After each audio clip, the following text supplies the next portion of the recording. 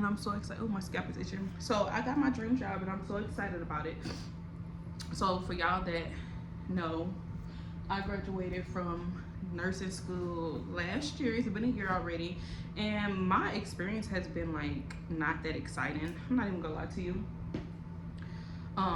Because for one, well, I live in Illinois, and I applied for my Missouri license and everything, but I'm still waiting to get it. I submitted everything I needed to. I'm just waiting for it to be, sent out to me or given to me or whatever. But I have been having so many issues with like jobs and stuff because for one, I don't like working in nursing homes. I've been doing private duty and stuff, but I started to kind of not like doing that either because of how lonely it could be, I guess. And I'm super early in my career, and I was like, well, maybe I just don't like nursing. So I was going through that process, like that thought process for weeks and stuff, because like y'all want me to come in here and just rush and take care of these people, and you don't really want to train. But the last job I was at, they wanted me to take care of 40 people and all that stuff, and I was just like, absolutely not.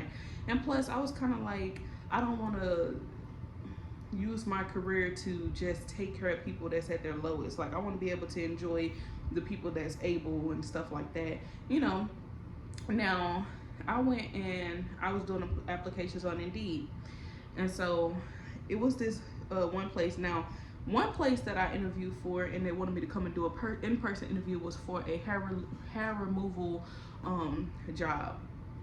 And I was excited about that, but the more they told me about it, I kind of wasn't, because it was still going to have me kind of lonely. Yeah, I was going to learn and it was going to be different, but I was still going to be like kind of lonely in a way, because of like when they gave me the extra details of the actual job and stuff like that.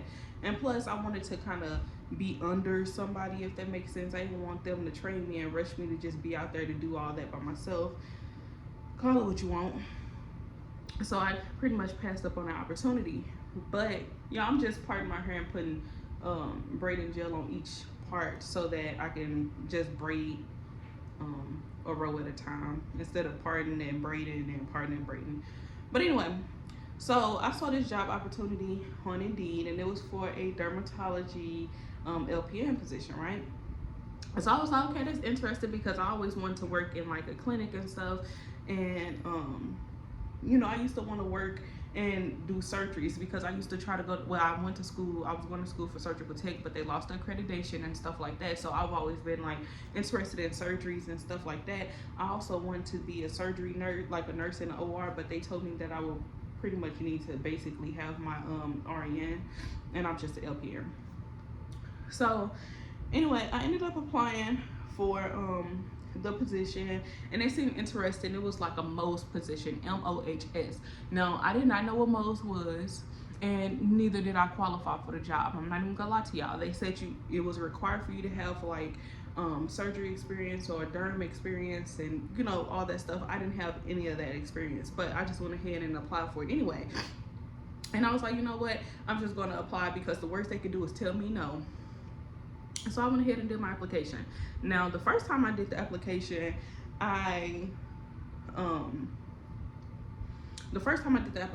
it expired, or they rejected it or something like that. And so I saw it again, and for some reason I just reapplied, and I was just like, well, I'm just gonna reapply. They keep on putting the thing out there. Obviously the people that they need that have this experience is not applying, or they're just simply not getting a job or whatever. So I just applied again, and I would have applied again.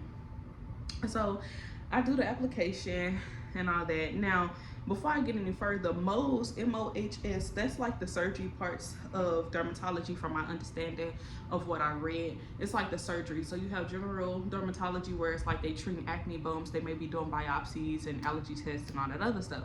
But you have the other dermatology, where they do like different procedures, like they get different skin cancers, they get those off, and just different things like that. Yeah. So anyway, I did the application, and boom, they asked me to do a video chat interview.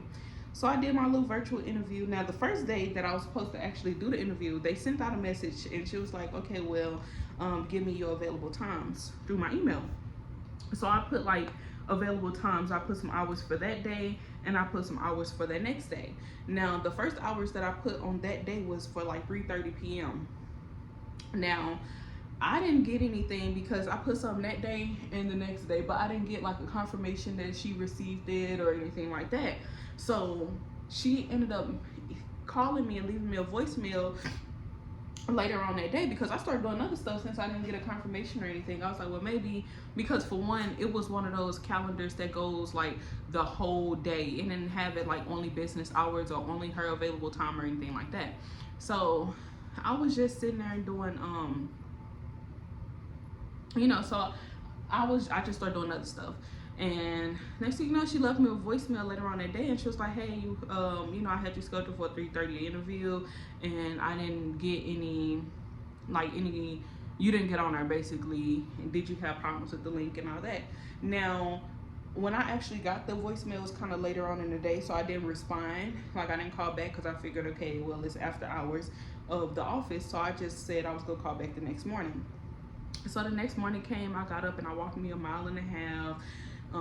And I just went ahead and called her when I got back home, and I was like, hey, I got a missed voicemail from you yesterday, and you were saying that I missed the interview, but I never got a confirmation on it and stuff like that. So she was like, oh, well, I sent the confirmation email, and then basically she just ended up asking if I could just reschedule the interview. And I said, yes. She asked, when can I be available? And I said, ASAP. So I just did it like, it was around 10, a little bit after 10, and I just, we set it up for me to do it at 11 o'clock. So I went and I did the little virtual interview, and in the interview we was just talking, and we was talking about so much stuff, and she asked me a few questions, and she was asking about experience. Do you have experience with X, Y, and Z? And I was telling her, no, I don't, because I didn't. Why would I lie? So we was just talking, and she was like, really, they really want me to hire somebody, because she was the general manager of the whole area, and she was like, well, they really want me to hire somebody that have experience and stuff like that. But I was telling them that it may be hard to find somebody with all that experience and everything that they was looking for. And she was like, but I'm intrigued by you, because you could have just pretty much said forget the interview or something like that, but you made your way to call me back. She was like, I'm looking for somebody that's persistent and that's really just trying to get things going. And when she was talking about the experience part, and I was just telling her, I've applied to places and things like that, and I said I graduated a year ago, and I was just telling her, I can't really get the experience for things if nobody give me a chance and stuff like that. And she was like, yeah, I understand that and all that. So she said she liked me and she liked talking to me and all that good stuff. So she was like, well, what I want to do is set you up for an actual in-person interview. And she started looking for one of the dermatologists, the one that I mainly been hanging under or whatever. She looked through his schedule, and she saw that he had an opening, well, that he'll be at work on Tuesday, which was yesterday, or what's today? Or was it Monday? I think Monday. Yeah, she had it to where he'll be available on Monday, 2 days ago.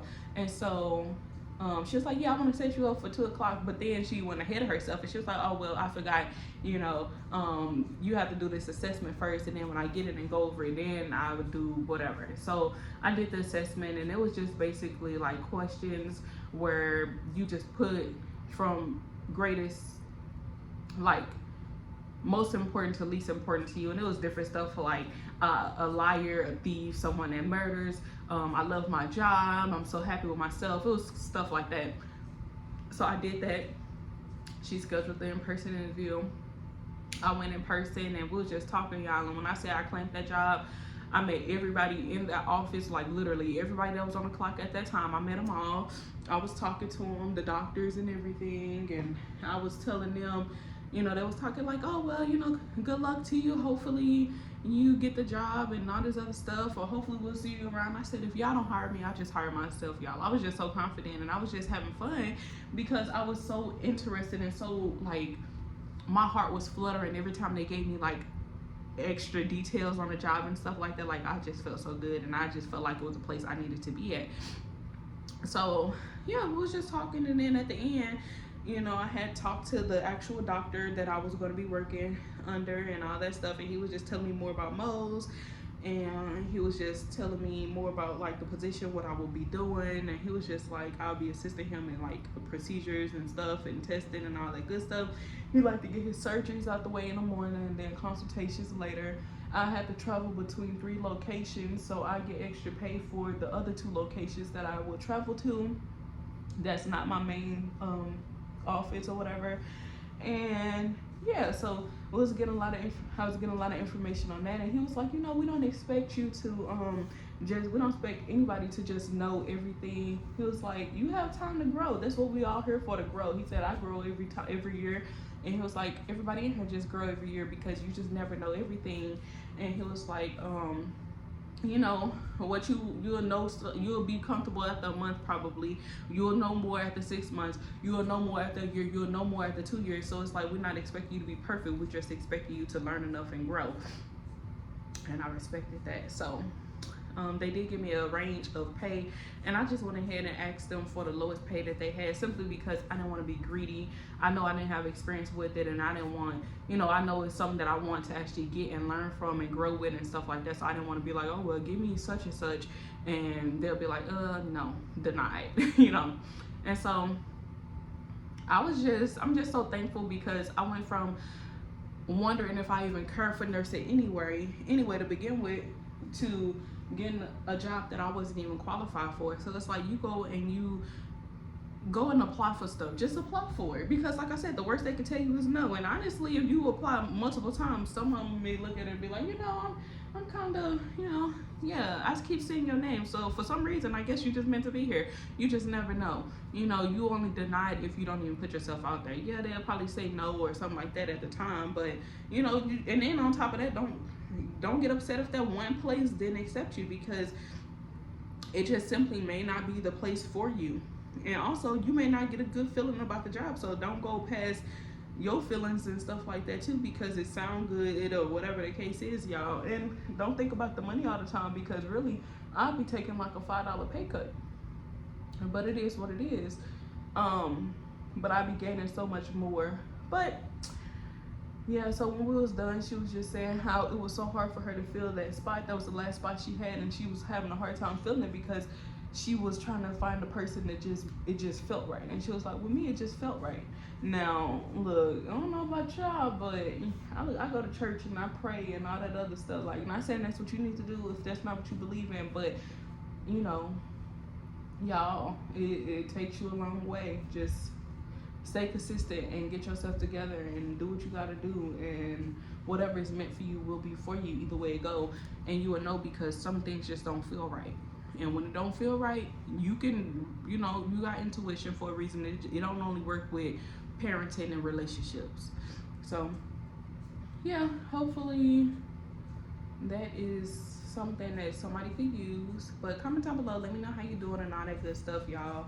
I am also going to be vlogging for today, and yeah, so like this video if you like this video, subscribe if you haven't already, and also comment down below and let me know how you doing, and I'll see y'all in the next one.